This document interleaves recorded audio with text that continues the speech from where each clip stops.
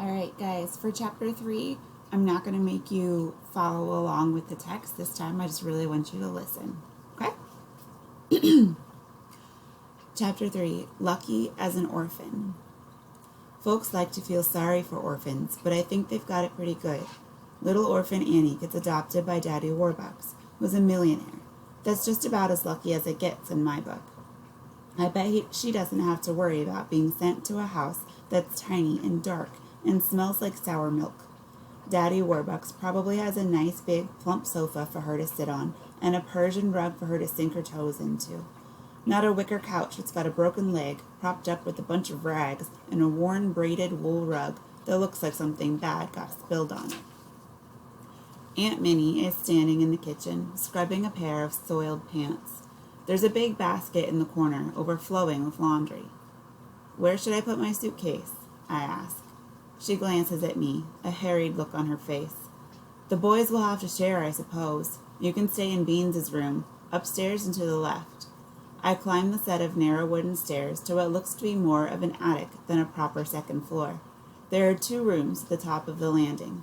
The door to the right one is shut. I open the one on the left and peer inside. It's a tiny room with an odd-looking shuttered window, like a hatch, set deep in the sloping roof. There's an iron bed and a small chest of drawers. One of the walls is covered with funny pages from newspapers. There's Crazy Cat, Terry and the Pirates, Flash Gordon, and even some of my favorite, Little Orphan Annie. Smokey leaps out of my arms and starts sniffing at the floor. When we worked for the Talbots, our room was right next to the pantry. Mama and I would lie in bed in the dark and listen to the rats running around searching for food. One night I woke up and there was one perched on my pillow, nibbling on my hair. I screamed so loud, Mama thought I was being murdered. After that, Mama got us Smokey, and she slept with me ever since. "Is that your cat?" a voice asks, and Smokey hisses. A little boy with a tuft of bright blonde hair is standing there wearing a short-sleeved shirt and no underpants. "That's Smokey," I say. "What happened to him?" "Some boys lit her tail on fire," I say. "You're not from around here, are you?" "How'd you guess?" "You talk funny," he says, and looks down at my feet. "And you're wearing shoes." A boy with a pair of crooked glasses walks into the room, saying, "Beans, did you take my scooter? If you fed another marble of mine to the seagulls, I'm going to tell Ma." He stops his tirade when he sees me. "Who are you?" he asks. He seems like he might be 9 or maybe 10, but he's on the thin side, and so he looks younger. "I'm Turtle."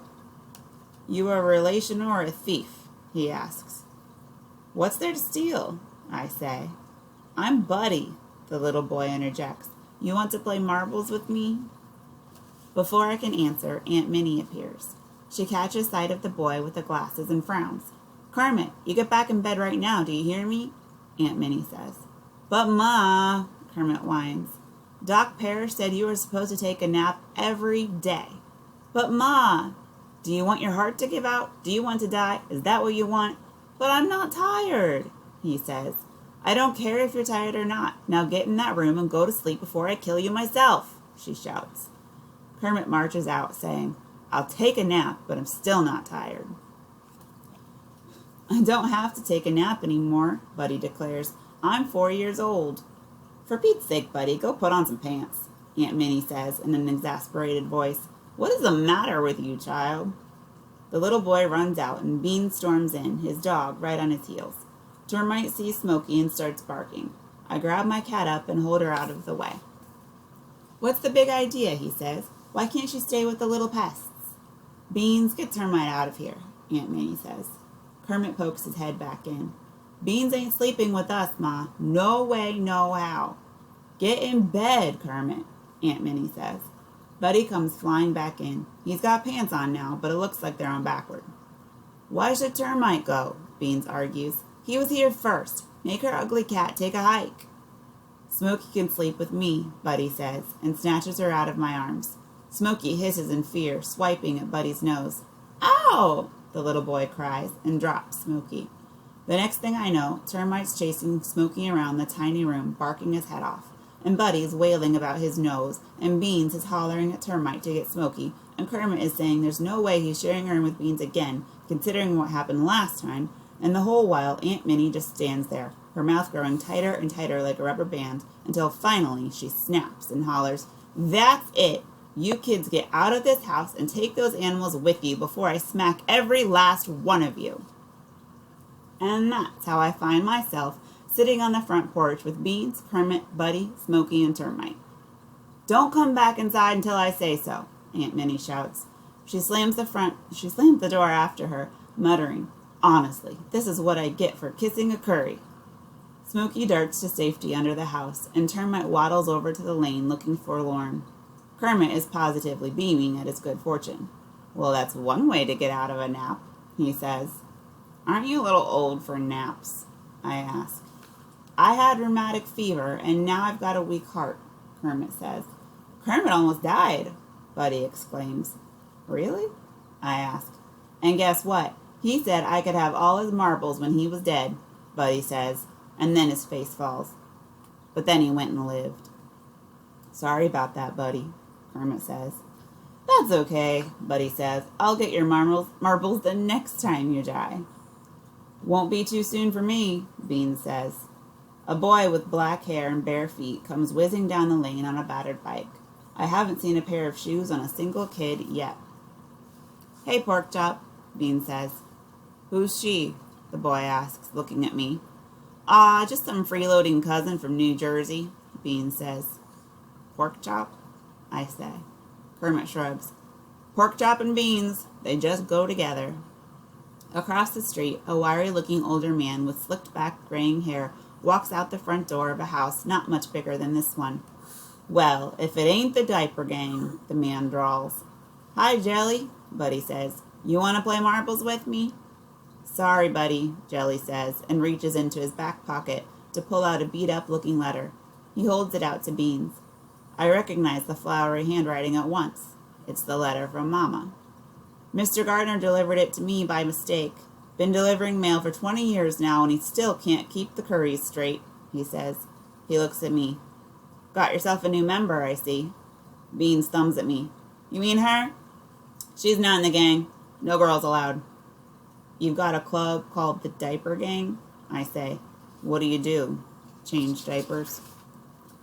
All the boys turn to look at me as if I'm as dumb as a post. "Course we change diapers," Bean says. "That's why we're called the Diaper Gang." I shake my head in disbelief. Kermit explains. "We watch babies. Bad ones." "Bad babies?" "The crying kind," Porkchop says. "You get paid?" I ask. "In candy," Beans says. "And we got rules," Porkchop says with authority. Ooh, Buddy says. "I know the rules." He squishes up his face, thinking hard. Let me see. Number one is, I think it's, Beans cuts him off. "First rule of the Diaper Gang is you gotta know the rules, Buddy." "But I'm only 4, Buddy cries in frustration. "My head can't hold that many things." "What are the rules?" I ask. Kermit ticks them off. "No girls allowed, keep your rag clean, always duck, and never tell anyone the secret formula." "You got a secret formula?" I ask. Kermit says, "For diaper rash." "Cures it like that," Porkchop says, snapping his fingers. "You know how many mothers on this island want our secret formula?" Beans asks. All 3 boys answer in unison. "Every last one." Jelly scratches at his chin, where there's a raw red patch of skin. "You think your formula will work on this?" Nicked myself shaving. "Works on everything, Jelly," Beans says, "but it'll cost you." "I'm good for it, Beans." "Cash only." "But I'm your cousin," Jelly says. "Who ain't on this island?" Beans says, setting his cap low over his eyes.